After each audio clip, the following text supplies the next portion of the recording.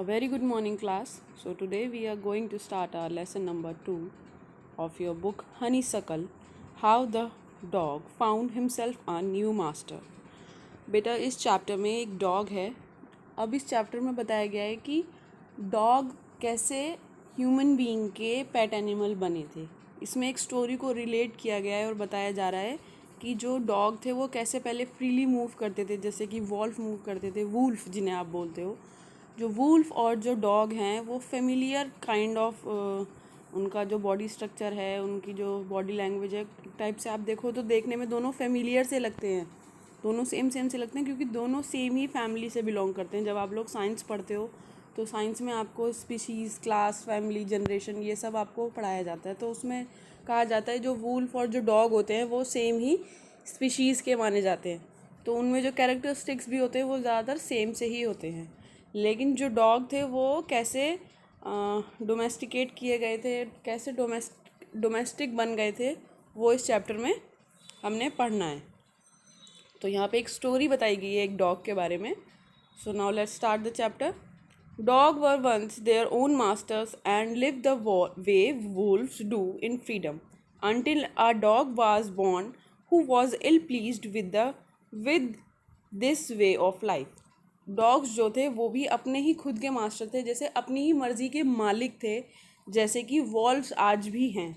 जैसे देखा होगा आपने, वॉल्व्स कभी भी किसी के पास एज ए पेट एनिमल नहीं रहते हैं, वो फ्रीली मूव करते हैं ऑल ओवर सराउंडिंग्स में. लेकिन डॉग को आप देखोगे बहुत लोगों के घर में पेट एनिमल के तौर पे जो डॉग है वो आपको मिलेंगे. लेकिन पहले जो थे वो डॉग्स थे वो भी फ्रीली मूव करते थे जैसे कि वोल्फ करते थे. लेकिन एक बार क्या हुआ, एक जो डॉग था वो अपने ही लाइफस्टाइल से परेशान था, वो खुश नहीं था, एक तरीके से कह सकते हो. He was sick and tired of wandering about by himself, looking for food and being frightened of those who were stronger than he. और वो खुश नहीं था, वो परेशान रहता था, इरिटेट रहता था, बीमार रहता था. वो इन सब चीज़ों से थक चुका था बहुत ज़्यादा, कह सकते हो आप, कि उसको अपने लिए खाने की तलाश में करना है और अपने से उन उन एनिमल्स से अपने आप को बचाना है जो उससे ज़्यादा स्ट्रॉन्ग थे. तो वो इन सब चीज़ों से बहुत ज़्यादा सिक फील करता था, बहुत ज़्यादा इरिटेट रहता था, खुश नहीं रहता था. ही thought it over and decided that the best thing for him to do was to become the servant of one who was stronger than anyone on earth, and he set out to find such a master. और उसके दिमाग में एक idea आया, उस dog के दिमाग में एक आइडिया आया कि मेरे लिए सबसे अच्छी चीज़ ये रहेगी कि मैं किसी ऐसे इंसान का सर्वेंट बन जाऊँ, कैसे किसी ऐसे क्रिएचर का सर्वेंट बन जाऊँ जो धरती पे सबसे ज़्यादा स्ट्रॉन्ग है. और वो फिर उस बात को सोच के अपना जो मास्टर है उसको ढूंढने निकल पड़ता है. अब आपने देखा होगा इस चैप्टर का नेम क्या है, how the dog found himself a new master. अब आप लोग समझे, जो डॉग की जो थिंकिंग थी वो इस तरीके से थी कि वो अपने लिए मास्टर ढूंढने निकल पड़ता है. Now he walked and he met a kinsman of his, a big wolf who was as strong as he was fierce. अब वो चलता है, वो और भी चलता है. अब वो देखता है उसे एक, यहाँ पे किन्समैन वर्ड यूज़ किया है. किन्समैन वन होता है एक तरीके से कह सकते हो आप रिलेटिव, यानी कि एक तरीके से करीबी, यानी कि जैसे सेम कैरेक्टरिस्टिक वाले, जो आप कह सकते हो खतरनाक और ज़्यादा पावरफुल है उससे.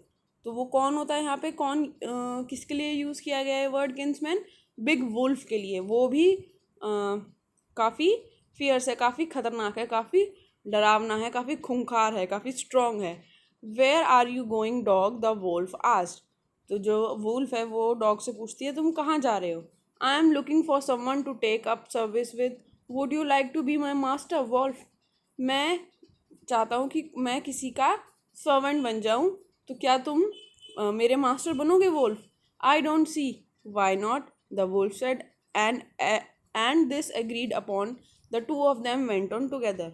तो जो वुल्फ है वो कहता है क्यों नहीं, बन जाओ, मैं अब तुम्हारा मास्टर बन जाऊंगा. दोनों इस बात से एग्री हो जाते हैं और दोनों आगे की तरफ चल पड़ते हैं. They walked and walked and all of a sudden the wolf lifted his nose, sniffed, darted quickly off the path and into the bushes and crept deeper into the forest. The dog was much surprised. अब वो लोग walk करते हैं, अचानक से walk करते वक्त जो वोल्फ है अपनी नोज़ को लिफ्ट करता है और सूंघता है, और देखता है कि कोई आ रहा है और वो वहाँ से हट के जाके झाड़ियों में छुप जाता है और ज़्यादा झाड़ियों में जाके छुप जाता है ताकि जंगलों में, ताकि उसे कोई ढूंढ ना सके। और इस बात को देख के जो डॉग है वो बहुत ज़्यादा सरप्राइज हो जाता है। What's comes over you master, he asked, he what has frightened you so. तो जो डॉग है वो वुल्फ से पूछता है कि क्या हुआ मास्टर, आप इतने डरे हुए क्यों हो, क्या आ गया आपके सामने। Can't you see there is a bear out there and he might eat up both of us, you and me. तुम्हें दिखता नहीं है, वहाँ एक बियर है, यानी कि भालू है, और वो शायद हम दोनों को खा जाए। Seeing that the bear was stronger than the wolf, the dog decided to take up service with him and he left the wolf and asked the bear to be his master।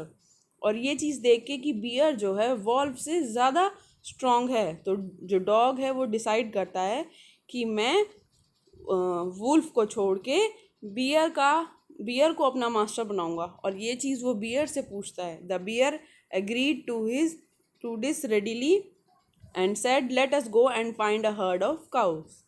अब ये बात सुन के beer जो है वो तुरंत agree कर जाता है, उसको तुरंत बोल देता है ठीक है तुम मेरे सर्वेंट बन जाओ और अब मेरे साथ चलो, हम झुंड ढूंढते हैं, ग्रुप ढूंढते हैं, किसका, काऊ का। जब आप कलेक्टिव नाउन में वर्ड यूज़ करते हो तो जब जो काऊ जब ग्रुप में रहती हैं तो उसको हम बोलते हैं अ हर्ड ऑफ काउज। आप लोगों ने कलेक्टिव नाउन में जब आप ग्रामर में पढ़ोगे तो ये चीज़ आपको कलेक्टिव नाउन में पढ़ने के लिए मिलेगी।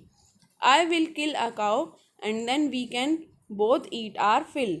और मैं एक काऊ को मारूंगा और हम दोनों अपना पेट भरेंगे। They walked on and soon saw a herd of cow, but just as they were about to come up to it they were stopped by a terrible noise. The cows were mooing loudly and running in a panic in all directions. The bear looked out from behind a tree and then he too ran hastily deeper into the forest.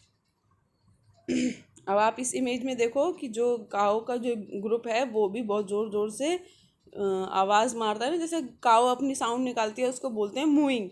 अब वो काऊ अपनी sound निकालते हैं और जो beer है वो भी पेड़ के पीछे से छुप के देखता है। और जब वो देखता है कि कोई एक एनिमल है जिसको देख के काऊ भी भाग रही है इधर उधर, और जो बियर है वो भी डर के भाग जाता है और जाके फॉरेस्ट में छिप जाता है। अब देखते हैं वहाँ पे ऐसा कौन सा एनिमल आता है जिसको देख के बियर भी डर जाता है। Now why did I have to come here, said he to the dog, it is the lion who rules the forest in these parts. The lion, who is he? Don't you know he is the strongest beast on earth? Well then I will say goodbye to you, bear. I want a master who is stronger than anyone on earth। अब ये बात सुन के जब beer उसे बताता है कि तुमको नहीं मालूम यहाँ पे लॉयन आ रहा है, और लॉयन जो है अर्थ का सबसे स्ट्रॉन्गेस्ट एनिमल है जो कि यहाँ पे रूल करता है, जंगल को वही रूल करता है। तो डॉग कहता है चलो फिर तो मुझे तुम्हें भी गुड बाय कहना पड़ेगा, क्योंकि मुझे ऐसा मास्टर चाहिए जो अर्थ पे सबसे ज़्यादा स्ट्रॉन्गर हो। And off the dog went to ask the lion to be his master. The lion agreed to it, and the dog stayed with him and served him for a long, long time. It was a good life and had nothing to complain of, for there was no stronger beast in the forest than the lion, and no one dared touch the dog and offend him in any way। अब जो dog है वो lion के पास जाता है और उससे पूछता है कि क्या तुम मुझे अपना सर्वेंट बनाओगे।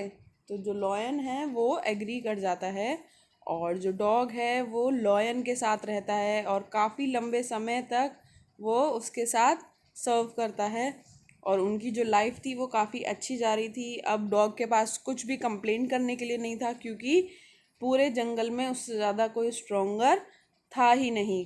और कोई भी लॉयन की वजह से, क्योंकि लॉयन के साथ रहता था वो, तो उसको कोई भी टच नहीं करता था और डॉग जो है, डॉग से कोई भी भिड़ने की कोशिश नहीं करता था, इसलिए वो फ्रीली मूव करता था, क्योंकि सबको पता था कि जो डॉग है ये लॉयन के संग रहता है, क्योंकि अगर हम इसको कुछ करेंगे तो जो लॉयन है वो हमें मार देगा।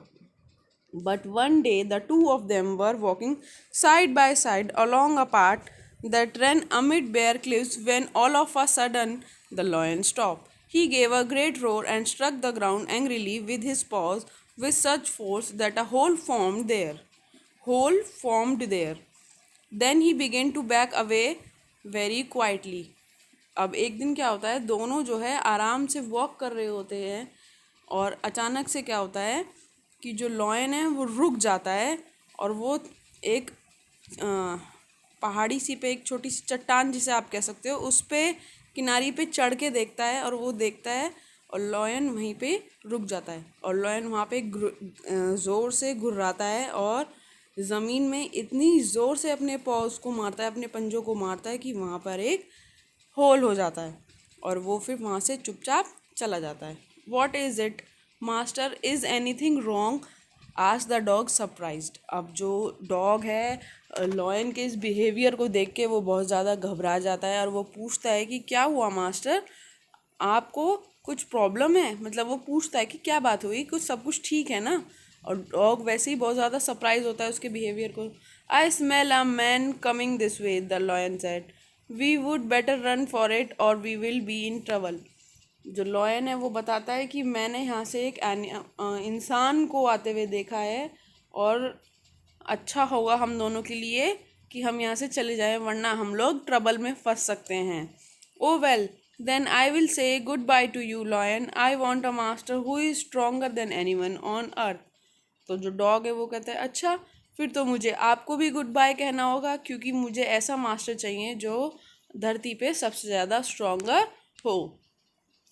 End of the dog went to join the man and he stayed with him and served him faithfully. This happened long, long ago, but to this day the dog is the man's most loyal servant and knows no other master. और उस दिन फिर dog जो है वो lion को छोड़ के मैन के पास चला जाता है और उन्हीं के साथ रहता है और उसको ही फेथफुली सर्व करता है. अब आप लोगों ने देखा होगा कि जो सब ज़्यादातर जो लोग हैं उनके पास जो डॉग है वो एज अ पेट एनिमल रहता है. और उस दिन के बाद से आज तक का टाइम है, इतना टाइम हो गया, इतना लंबा समय बीत गया कि जो डॉग है वो मैन का सबसे लॉयल सर्वेंट है और जो डॉग है वो ह्यूमन बीइंग के अलावा किसी और मास्टर को नहीं जानता है. वो सिर्फ ह्यूमन बीइंग के लिए सर्व करता है और वो उसको सबसे ज़्यादा प्यार करता है. और ह्यूमन बीइंग्स भी जो है एनिमल को यानी कि डॉग को सबसे ज़्यादा प्यार करते हैं. सो ये आपकी चैप्टर की स्टोरी थी. आई होप आपको ये चैप्टर बहुत अच्छे से समझ में आ गया होगा. मुझे ये चैप्टर बहुत अच्छा लगा. आई होप आप लोग इस वीडियो को ज़रूर देखेंगे. बेटा please watch this video and this is the working with the text. ये आपके क्वेश्चन आंसर्स हैं जो कि हम लोग कॉपी में नोट डाउन करेंगे और ये जो बुक वाला पार्ट है इसको हम बुक में फिल करेंगे. ये देखिए यहाँ पे आपको दे रखा है ना, ये आपके कलेक्टिव नाउन्स हैं जो आपको दिखाया गया था. जो हर्ड ऑफ काउस था उसी तरीके से ये आपको कलेक्टिव नाउन का मतलब क्या होता है. कलेक्टिव नाउन का मतलब होता है जब हम किसी ग्रुप की चीज़ को एक पर्टिकुलर नेम दे देते हैं और हम उसी से बुलाते हैं. जैसे कि a bunch of grape, bunch of keys, चाबियों का गुच्छा, of army of soldiers, constellation of stars, इस तरीके से, और बुके ऑफ फ्लावर. तो ये सब चीज़ें जो होती हैं ये कलेक्टिव नाउन में आती हैं. तो हमें इनको भी फिल करना होगा. ठीक है, तो ये वर्ड्स हम फिल करेंगे. अब यहाँ पे हमें कुछ वर्ड्स दिए हैं जैसे NESS और ITY और TY और खाली Y. ये वर्ड्स हमें देखना है और हमें इन वर्ड्स में 12 वर्ड्स दिए हैं और हमें इनको ऐड करना है. जैसे ऑनेस्ट है, इसमें अगर हम Y ऐड कर दें तो ये ऑनेस्टी हो जाएगा. काइंड में अगर हम नेस ऐड कर दें तो काइंडनेस हो जाएगा.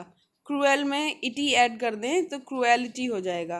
काम में कामनेस कर दें तो कामनेस कर दें तो कामनेस हो जाएगा. ठीक है.